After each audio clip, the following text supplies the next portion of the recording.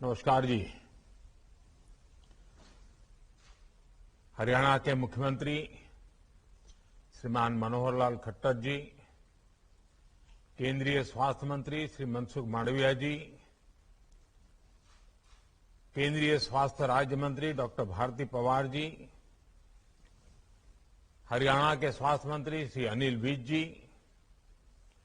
Infosys foundation की chairperson Shrimati सुधा मूर्ति जी, संसद के मेरे सहयोगीगण, विधायकगण, अन्य महानुभाव, मेरे प्यारे भाई और बहनों, आज 21 अक्टूबर 2021 का ये दिन इतिहास में दर्ज हो गया है।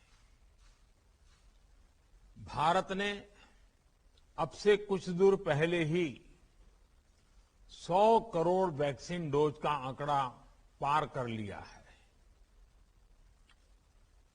100 साल में आई सबसे बड़ी महामारी का मुकाबला करने के लिए देश के पास अब 100 करोड़ वैक्सीन डोज का मजबूत सुरक्षा कवच है।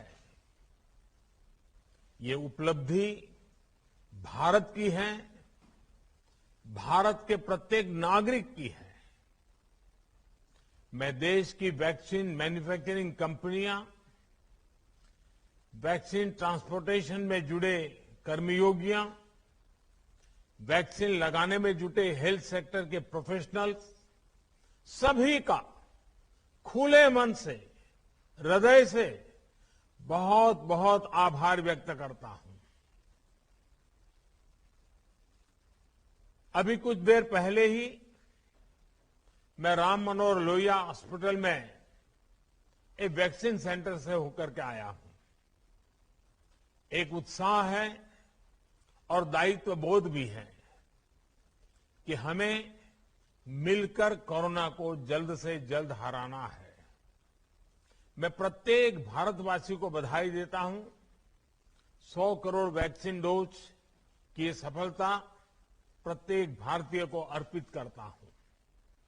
साथियों, आज एम्स झज्जर में कैंसर का इलाज कराने आने वाली मरीजों को एक बहुत बड़ी सहूलियत मिली है।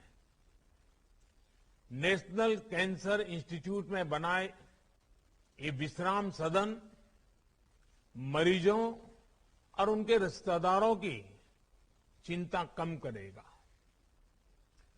कैंसर जैसी बीमारी में इलाज के लिए मरीज और उसके रिश्तेदारों को बार बार अस्पताल जाना आना पड़ता है।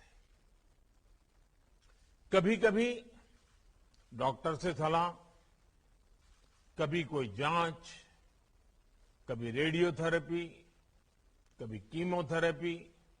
ऐसे में बहुत बड़ी दिक्कत उन्हें ये होती है कि रुके कहां, ठहरे कहां। अब नेशनल कैंसर इंस्टीट्यूट में आने वाले मरीजों की ये तकलीफ काफी कम हो जाएगी। खासतौर पर हरियाणा के लोग, दिल्ली और आसपास के लोग, उत्तराखंड के लोग, इन सबको इससे बहुत बड़ी मदद मिलेगी। साथियों, इस बार लाल किले से मैंने एक बात कही थी। मैंने कहा था सबका प्रयास। ये सबका प्रयास की जो बात कही थी, कोई भी सेक्टर हो, जैसे ही उसमें सामूहिक शक्ति जुटती है, सबका प्रयास नजर आने लगता है, तो परिवर्तन की गति भी बढ़ जाती है। 10 मंजिला ये विश्राम सदन भी सबके प्रयास से इस कोरोना काल में बनकर तैयार हुआ है। और ये भी विशेष है, इस विश्राम सदन में देश की सरकार और कॉरपोरेट वर्ल्ड दोनों की साझा शक्ति लगी है। इन्फोसिस फाउंडेशन ने विश्राम सदन की इमारत बनवाई है, तो वहीं इसके लिए जमीन देने और बिजली पानी का खर्च एम्स झज्जर द्वारा उपलब्ध कराया गया है। मैं एम्स प्रबंधक और सुधा मूर्ति जी की टीम का इस सेवा कार्य के लिए आभार व्यक्त करता हूं। सुधा जी का व्यक्तित्व जितना विनम्र है, सहज सरल है, उतनी ही वो गरीबों के प्रति करुणा से भरी हुई है। नर सेवा को नारायण सेवा मानने वाले उनके विचार, उनके कार्य हर किसी को प्रेरित करते हैं। इस विश्राम सदन में उन्होंने सहयोग के लिए मैं उनकी सराहना करता हूं। साथियों, भारत के कॉरपोरेट सेक्टर ने, प्राइवेट सेक्टर ने, सामाजिक संगठनों ने निरंतर देश की स्वास्थ्य सेवाओं को मजबूत करने में अपना योगदान दिया है। आयुष्मान भारत, पीएम जय भी इसका एक बेहतरीन उदाहरण है। इस योजना के तहत 2.25 करोड़ से अधिक मरीजों का मुफ्त इलाज हो चुका है और ये इलाज सरकारी के साथ ही प्राइवेट अस्पतालों में भी हुआ है। आयुष्मान योजना से जो देश के हजारों अस्पताल जुड़े हैं, उनमें से लगभग 10,000 प्राइवेट सेक्टर के ही हैं। साथियों, पब्लिक और प्राइवेट सेक्टर के बीच यही साझेदारी मेडिकल इंफ्रास्ट्रक्चर और मेडिकल एजुकेशन के अभूतपूर्व विस्तार में भी काम आ रही है। आज जब हम देश के हर जिले में कम से कम एक मेडिकल कॉलेज बनाने पर बल दे रहे हैं, तो इसमें प्राइवेट सेक्टर का रोल भी बहुत अहम है। इसी भागीदारी को बल देने के लिए मेडिकल एजुकेशन से जुड़ी गवर्नेंस में बहुत बड़े रिफॉर्म्स किए गए हैं। नेशनल मेडिकल कमीशन का गठन होने के बाद भारत में प्राइवेट मेडिकल कॉलेज खोलना और आसान हुआ है। साथियों, हमारे यहां कहा गया है, दान दिए धन ना घटे, नदी ना घटे नीर। यानी दान करने से धन घटता नहीं है, बढ़ता है। इसलिए जितनी सेवा करेंगे, दान करेंगे, उतनी ही संपत्ति बढ़ेगी। यानी एक तरह से हम जो दान देते हैं, सेवा करते हैं, वो हमारी ही प्रगति को व्यापक बनाती है। मुझे विश्वास है, आज हरियाणा के झज्जर में विश्राम सदन का निर्माण एक विश्वास सदन के रूप में भी उभर रहा है। ये विश्राम सदन विश्वास सदन का भी काम करता है। देश के अन्य लोगों को भी ऐसे ही और भी विश्राम सदन बनाने की प्रेरणा देगा। केंद्र सरकार अपनी तरफ से भी प्रयास कर रही है कि देश में जितने भी एम्स हो, जितने नए एम्स बन रहे हो, वहां पर नाइट शेल्टर्स जरूर बने। साथियों, अपनी बीमारी से परेशान मरीज और मरीज के रिश्तेदारों को थोड़ी सी भी सहूलियत मिल जाती है तो बीमारी से लड़ने का उनका हौसला भी बढ़ जाता है। ये सहूलियत देना भी एक तरह से सेवा ही है। जब मरीज को आयुष्मान भारत योजना के तहत मुफ्त में इलाज मिलता है तो वो उसकी सेवा होती है। ये सेवा भाव ही है जिसकी वजह से हमारी सरकार ने कैंसर की लगभग 400 दवाओं की कीमतों को कम करने के लिए कदम उठाए। ये सेवा भाव ही है जिसकी वजह से गरीबों को जन औषधि केंद्रों से बहुत सस्ती, बहुत मामूली कीमत में दवाएं दी जा रही है। और मध्यम वर्ग के परिवार जिनके घर में कभी साल भर दवाइयां लेनी पड़ती हैं, ऐसे परिवारों को तो साल में 10, 12, 15 हजार रुपयों की बचत हो रही है। अस्पतालों में हर प्रकार की जरूरी सुविधाएं मिले, अपार्टमेंट सरल और सुविधाजनक हो, अपॉइंटमेंट में कोई कठिनाई ना हो, इस पर भी बहुत ध्यान दिया जा रहा है।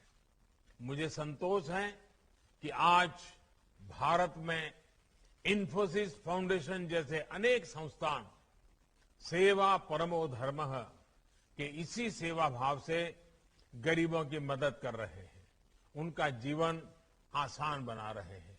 और जैसा अभी सुधा जी ने बड़े विस्तार से पत्रम पुष्पम की बात कही, और मैं समझता हूं सभी देशवासियों का ये कर्तव्य बनता है कि जीवन में जब भी जहां कोई न कोई पुष्प सेवा के भाव से समर्पित करने का अवसर मिले, हमने कभी भी इस अवसर को जाने नहीं देना चाहिए। साथियों, आजादी के इस अमृत काल में एक सशक्त हेल्थ केयर सिस्टम विकसित करने की दिशा में भारत तेजी से आगे बढ़ रहा है। गांव गांव तक फैले हेल्थ एंड वेलनेस सेंटर, ई संजीवनी द्वारा टेलीमेडिसिन की सुविधा, हेल्थ सेक्टर में ह्यूमन रिसोर्स डेवलपमेंट, नए मेडिकल संस्थानों का निर्माण, देश के कोने कोने में इससे जुड़ा काम चल रहा है। ये संकल्प निश्चित रूप से बहुत बड़ा है, लेकिन अगर समाज और सरकार की पूरी ताकत लगेगी तो हम लक्ष्य को बहुत जल्द ही हासिल कर पाएंगे। आपको ध्यान होगा, कुछ समय पहले एक इनोवेटिव पहल हुई थी, सेल्फ फॉर सोसाइटी। इससे जुड़कर हजारों संस्थान और लाखों लोग समाज के हित में अपना योगदान दे रहे हैं। भविष्य में हमें अपने प्रयासों को और संगठित तरीके से आगे बढ़ाना है, ज्यादा से ज्यादा लोगों को जोड़ना है, जागरूकता बढ़ानी है। आजादी के अमृत काल में एक हेल्दी और वेल्दी फ्यूचर के लिए हम सभी को मिलकर काम करते रहना होगा, और ये सबके प्रयास से ही होगा, समाज की सामूहिक शक्ति से ही होगा। मैं एक बार फिर सुधा जी, इन्फोसिस फाउंडेशन का आभार व्यक्त करते हुए, मैं आज जब हरियाणा की धरती के लोगों से बात कर रहा हूं तो मैं जरूर कुछ और भी बात बताना चाहता हूं। मेरा सौभाग्य रहा है, मुझे हरियाणा से बहुत कुछ सीखने को मिला है। जीवन का एक लंबा कालखंड मुझे हरियाणा में काम करने का मौका मिला है। मैंने वहां बहुत सरकारों को निकट से देखा है। अनेक दशकों के बाद हरियाणा को मनोहर लाल जी खट्टर के नेतृत्व में शुद्ध रूप से ईमानदारी से काम करने वाली सरकार मिली है। एक ऐसी सरकार मिली है जो दिन रात हरियाणा के उज्जवल भविष्य के लिए सोचती है। मैं जानता हूं अभी मीडिया का ध्यान ऐसी रचनात्मक और सकारात्मक बातों तरफ कम गया है, लेकिन कभी न कभी जब हरियाणा का मूल्यांकन होगा तो पिछले 5 दशक में सबसे उत्तम काम करने वाली, इनोवेटिव काम करने वाली,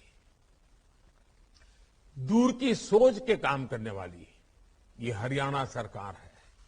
और मनोहर लाल जी को मैं सालों से जानता हूं, लेकिन मैं देख रहा हूं कि मुख्यमंत्री के रूप में उनकी प्रतिभा जिस प्रकार से निखर करके आई है, अनेक विविध कार्यक्रमों को जिस प्रकार से मनोयोग से वो करते रहते हैं, जिस प्रकार से वो इनोवेटिव कार्यक्रम करते हैं, कभी कभी तो भारत सरकार को भी लगता है कि हरियाणा का ये प्रयोग पूरे देश में लागू करना चाहिए, और ऐसे कुछ प्रयोग हमने किए भी हैं।